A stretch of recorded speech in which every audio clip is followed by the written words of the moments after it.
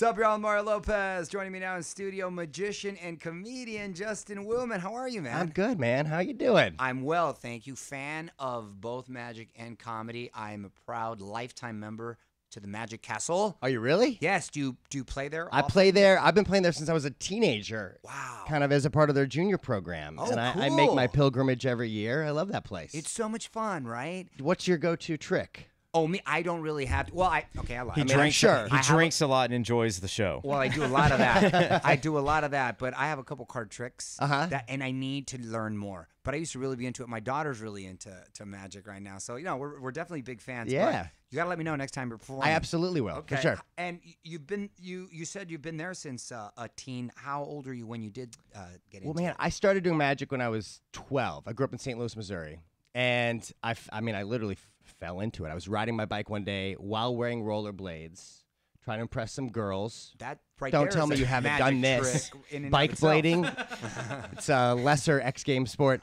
Fell off, broke both arms. My doctor recommended learning magic. Like, I was in cast for 6 months. It was a whole mess. And he Wait a minute. Why learning magic when you broke both arms? So and what did you do when you went to the bathroom? Yeah, oh, there's so many questions. Right? And when you're 12 and you're all casted up, there's a lot you can't do. Wow. I'll say. Okay.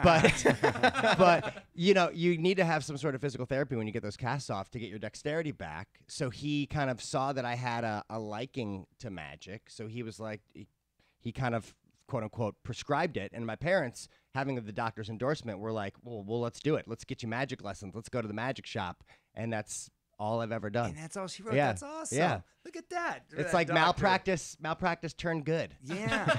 And outside of the Magic Castle, which, by the way, if you're not familiar, is a hub here for magicians, great magicians from all over the world. Yeah. You never really see the same show twice. No, it's a really special Yeah, place. so it's a special place. Outside of that, what's the magic scene like in the rest of the country? Are there other sort of Magic Castle type places, or are there certain hot spots? The Magic Castle kind of stands alone. I mean, there have been other places that have tried to kind of pop up with a little magic nightclub, but there's something about the castle with the history. And it's like 21 plus, strict dress code. Like it's kind of like a little portal back into a time capsule of a different era. And it's really hard to recreate that elsewhere. I'm starting a new residency in LA at the Roosevelt Hotel. Oh, fun. Starting in October. It's called The Magic Show at the Roosevelt. So it's a block away. Hip spot. Hip spot. Great history. Yes. Place is haunted. Oh, good for you. So we're going to kind of do, like a little slick kind of upscale night out every weekend starting in October. Oh, I want to check that out. I'm check totally that out. inviting myself to And all you don't your have to wear a gigs. tie. You can leave the tie at home. Yes, and cocktails will be flowing. Cocktails will be flowing. As they do there Absolutely, at the yeah. Roosevelt. And you also have your first original magic series on Netflix, Magic for Humans. And it's not necessarily just a magic show, right? How would you describe it? It's a magic show. It's a comedy show, but it's also kind of a covert philosophy show about life. I mean, I feel like checking off a lot of boxes. There's something about magic as an art form that's a very disarming, revealing kind of, peel back the onion. So each episode I explore a different facet of the human experience, whether it's self-control, guilt, self-expression, love, etc. Oh, cool. And like we did one bit in the belief episode where we convince a dude that he's invisible. We kind of do this flash mob in the park, and we, really convinced a dude that he was invisible, which has been really fun. People really kind of like that. It's kind of like, I wanted to do a magic show that it was escapism. I feel like these days we're kind of, just every day you turn on the news, there's always something that kind of like builds a little tension. And I feel like magic is this great release, really makes you feel like a kid again. So I feel like I'm happy that I created a show that kind of just gives people a little nugget of wonder. Good before for you, returning man. to the world. Yeah. That's got to be challenging too. Just coming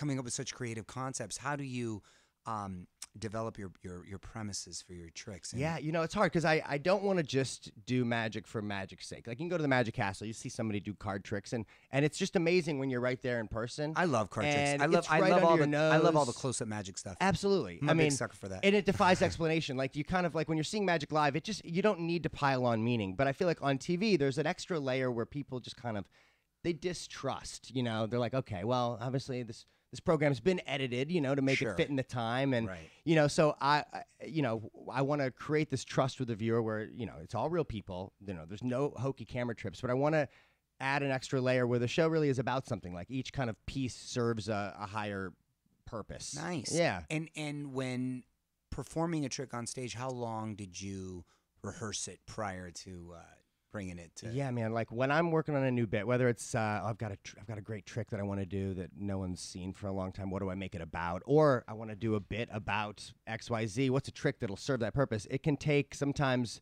like a month or two on the quick side, or sometimes like 5 years until it finally comes around. Yeah, that's a commitment. You got to work out the technical aspect of the magic. You know, like I think of it as a comic when you're going up working at a new bit.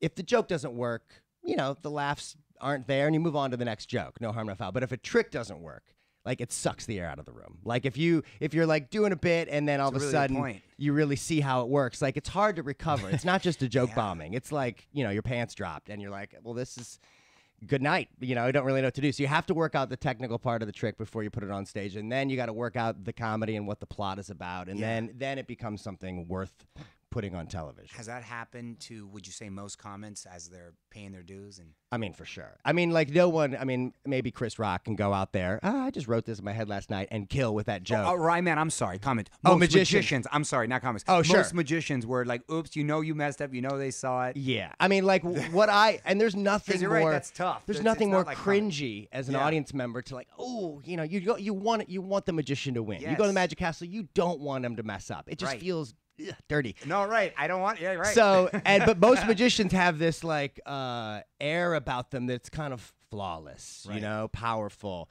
and that means that when you do have flaws, it really stands out. So my whole vibe is like I don't take myself too seriously. You know, I don't look like a magician. I look like an out of work Jonas brother. You know, I feel like everyone's guard is down a little bit. So sometimes like I like to toy with the expectation where it looks like I mess up and then I win, and then it looks like maybe it's going a different direction. I feel like that's fun. Yeah. How gosh, so many questions because of things. So what types of tricks are the hardest to pull off? Well, I'd say the close-up stuff when people are really right there, inches away.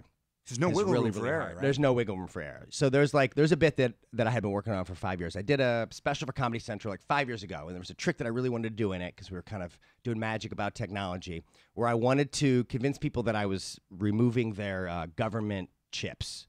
You know, like find people who tinfoil folks who believe that, oh man, the government, they're chipping us, they're following us.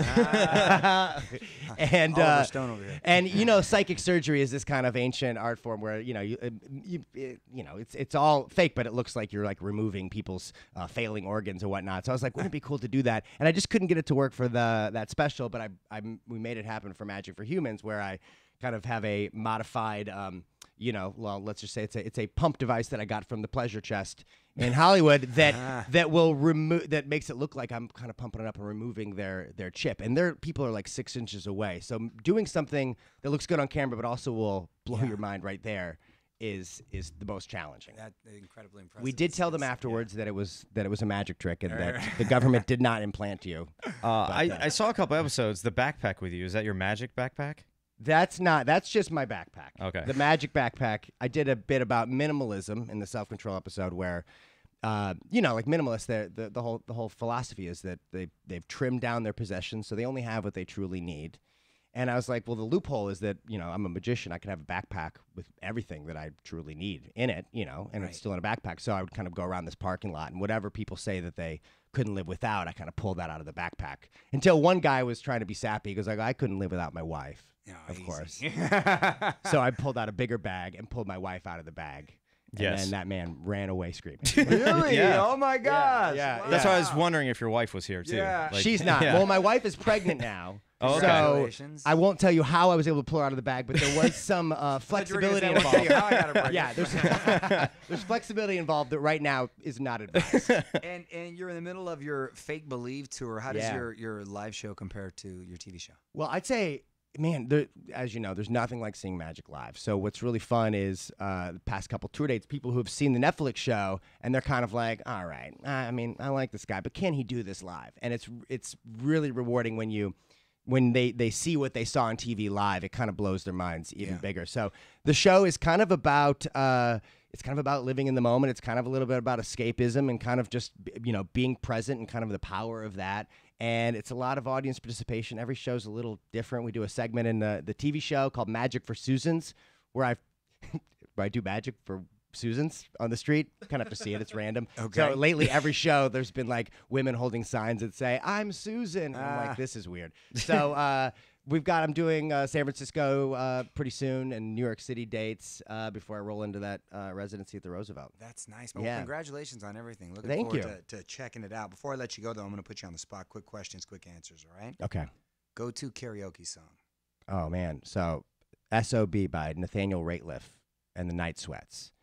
So I love this song, and I didn't even think it would be a great karaoke song, but man, this song's great because he's kind of drunk and yelling the whole time, like that's Perfect. the song, so it is perfect. Everyone chimes in.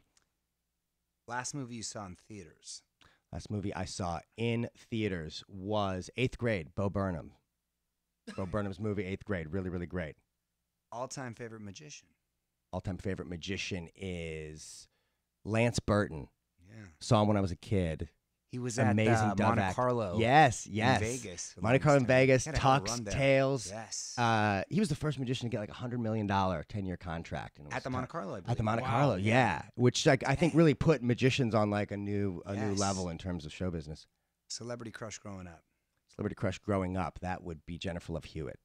Ah, Yeah. Okay. Can I pull her out on my bag right Yes. now? You could be any animal. What would you pick?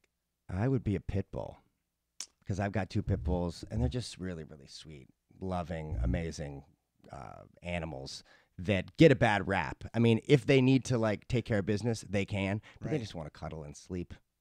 And that's what I want to do. You know? Same vibe. Magic for Humans is streaming now on Netflix. You can follow him on Twitter at Justin_Willman. Thanks for coming in, Thanks, man. Mario. Right on. On with Mario Lopez.